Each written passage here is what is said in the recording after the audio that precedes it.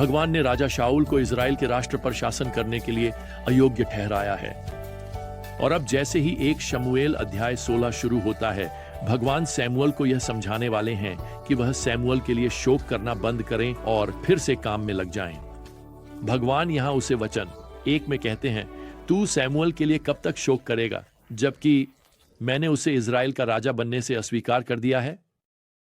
अपने सींग को तेल से भर और जा।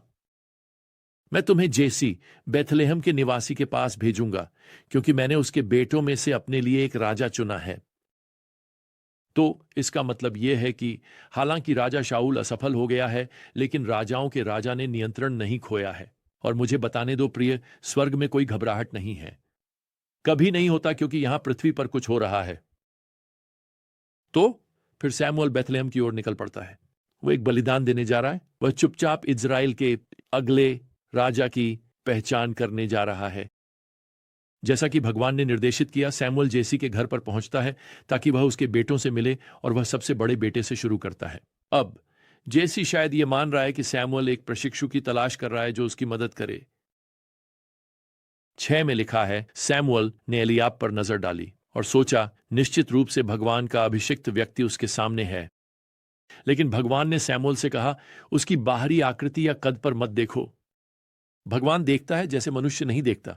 मनुष्य बाहरी रूप पर देखता है, लेकिन भगवान दिल पर देखते हैं। अब देखिए, सैमुअल एक और राजा की तलाश कर रहा है, जैसे शाऊल। लंबा, सुंदर एलियाब लड़का, उसे तो वही होना चाहिए।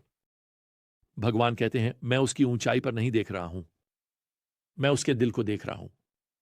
तो सभी बेटों से मिलने के बाद जेसी ने उसके सामने लाया, और सभी में असफल होने के बाद सैमुअल निष्कर्ष निकालता है। यहां पद 10 में भगवान ने इनका चयन नहीं किया है।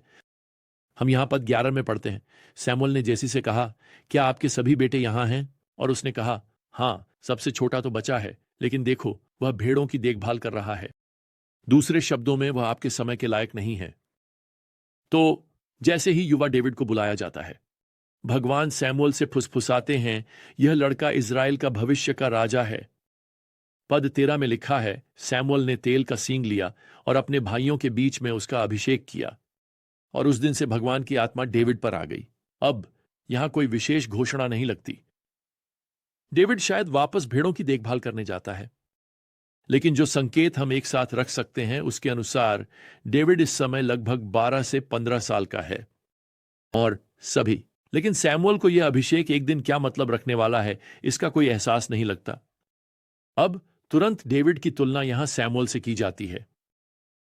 डेविड आत्मा द्वारा समर्थित है, लेकिन यहां पद 14 में हमें बताया गया है, भगवान की ओर से एक हानिकारक आत्मा सैमुअल को परेशान कर रही थी। अब यह हानिकारक आत्मा भगवान की ओर से पाप के बारे में निराशाजनक विश्वास को संदर्भित करती है। इसने सैमुअल को बहुत आतंकित कर दिया, और उसे केवल राहत तब मिलती है जब वह सुखदायक संगीत, मनोरंजन से विचलित होता है, जैसा कि हम यहां पद 23 में देखते हैं। देखो, भगवान की संपूर्ण योजना में युवा डेविड को अब सैमुअल की सेवा में आने की सिफारिश की जाती है। क्यों? क्योंकि डेविड लायर बजा सकता है। यह एक छोटा हाथ से पकड़ा जाने वाला हार्प है। यह गिटार का पूर्वज जैसा है। और यह सब अब नाटक के लिए मंच तैयार करता है। यहां अध्याय 17 में, और अध्याय फिलिस्तीनी और इजरायली सेनाओं के साथ शुरू होता है। वे एला की घाटी के दोनों ओर तैनात हैं। कोई भी सेना को कोई लाभ नहीं है। तो फिलिस्तीनी उस दिन का एक सामान्य चुनौती पेश करते हैं। यह परिणाम का निर्णय करने वाला है।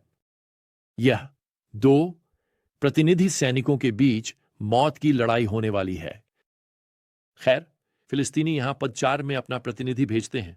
हमें बताया गया है कि उसका नाम गोलियत है, जो एक चैंपियन है, और गोलियत एक दैत्य है। पद 4 कहता है कि उसकी ऊंचाई 6 हाथ और 1 अंगुल है। यह 9 फीट से अधिक ऊंचा है। उसने 5000 शेकेल तांबे का एक कवच पहना हुआ है। यह छंद 5 में थोड़ा अधिक है, लगभग 100 पाउंड। खैर, हर दिन गोलियत बाहर आता है और अपनी चुनौती दोहराता है। यहां यह है छंद 8 में, अपने लिए एक आदमी चुनो और उसे मेरे पास आने दो। अगर वह मेरे साथ लड़ने और मुझे मारने में सक्षम है तो हम आपके सेवक बन जाएंगे, लेकिन अगर मैं उसके खिलाफ जीत जाता हूं और उसे मार देता हूं तो तुम हमारे सेवक बन जाओगे। खैर, अब डेविड एक दिन अपने बड़े भाइयों के लिए कुछ पनीर और क्रैकर्स लेकर आता है जो सैमुअल की सेना में है, और वह गोलियत की चुनौती सुन लेता है। और वह पद 26 में सैनिकों से पूछता है, यह खतनारहित पलिश्ती कौन है? क्या वह जीवित भगवान की सेनाओं को चुनौती देने की हिम्मत कर रहा है? आप सैनिकों को देखिए, वे एक विशालकाय व्यक्ति को इजराइल का अपमान करते हुए देख रहे हैं। डेविड एक दैत्य को देखता है जो जीवित भगवान का अपमान कर रहा है। वे दैत्य के आकार को देख रहे हैं। डेविड भगवान के आकार को देखता है। और अंततः डेविड की साहसी समझ सैमुअल तक पहुंचती है, जो डेविड से कहते हैं, यहां छंद 33 में तुम इस फिलिस्तीनी के खिलाफ लड़ने के लिए सक्षम नहीं हो, क्योंकि तुम तो बस एक युवा हो। खैर, डेविड अपनी जीतों का जिक्र करता है जो उसने भगवान की शक्ति से अपने भेड़ों को शेरों और भालुओं से बचाते हुए हासिल की। और सैमुअल स्पष्ट रूप से डेविड की सच्ची आस्था से प्रभावित होते हैं। तो वो डेविड से कहता है, यहां छंद 37 में, जाओ और भगवान आपके साथ हो। खैर, सैमुअल पहले यहां डेविड को अपनी कवच में डालने की कोशिश करते हैं। देखो, उसे लगता है कि डेविड को गोलियत से उसी तरह लड़ना है जैसे गोलियत लड़ता है। यह सच नहीं है। वास्तव में डेविड कवच को अस्वीकार कर देता है। वह इसके बजाय नाले की ओर जाता है ताकि अपनी स्लिंग के लिए 5 चिकनी पत्थर चुन सके। अब मुझे आपको बताना है, 1 इतिहास 20 और 2 सैमुअल 21 में कुछ सबूत हैं कि गोलियत के भाई थे।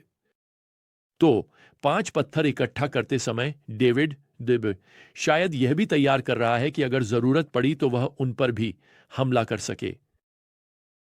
मैं वहां उसी पहाड़ी पर खड़ा रहा हूं जो एला की घाटी को देखती है, और मैंने यह सोचने की कोशिश की है कि इजरायली सैनिक अपनी सांस रोककर इस किशोर को दैत्य की ओर चलते हुए देख रहे होंगे। खैर, गोलियत यहां छंद 43 में एक दहाड़ निकालता है। वह डेविड को देखता है और कहता है, क्या मैं एक कुत्ता हूं? क्या तुम मेरे पास डंडों के साथ आए हो? मैंने डेविड के हाथ में चरवाहे की छड़ी देखी होगी। शायद छड़ी उसकी बेल्ट में फंसी हुई थी। इजराइल ने एक चरवाहे लड़के को भेजा है, जैसे गोलियत एक भटकता कुत्ता हो जिसे डराया जा सके। और गोलियत यहां दहाड़ता है कि वह डेविड को पक्षियों के लिए भोजन बना देगा, छंद 44। और डेविड यहां छंद 45 में जवाब देता है, तुम मेरे पास तलवार और भाला लेकर आए हो, लेकिन मैं तुम्हारे पास इजराइल की सेनाओं के भगवान के नाम से आ रहा हूं, जिसका तुमने अपमान किया है। आज भगवान तुम्हें मेरे हाथ में सौंप देगा, ताकि सारी पृथ्वी जान सके कि इस्राएल में एक भगवान है। और इसके साथ डेविड उस चिकने पत्थर को अपने लक्ष्य की ओर हवा में छोड़ देता है। इजरायली सेना को लगता है कि गोलियत को मारना बहुत मुश्किल है। डेविड जानता है कि गोलियत इतना बड़ा है कि उसे चूकना मुश्किल है, और वह पत्थर गोलियत की हेलमेट के नीचे एक खुली जगह पर लग जाता है, सही उसके माथे पर। छंद 39 में कहा गया है, गोलियत अपने चेहरे के बल गिर गया।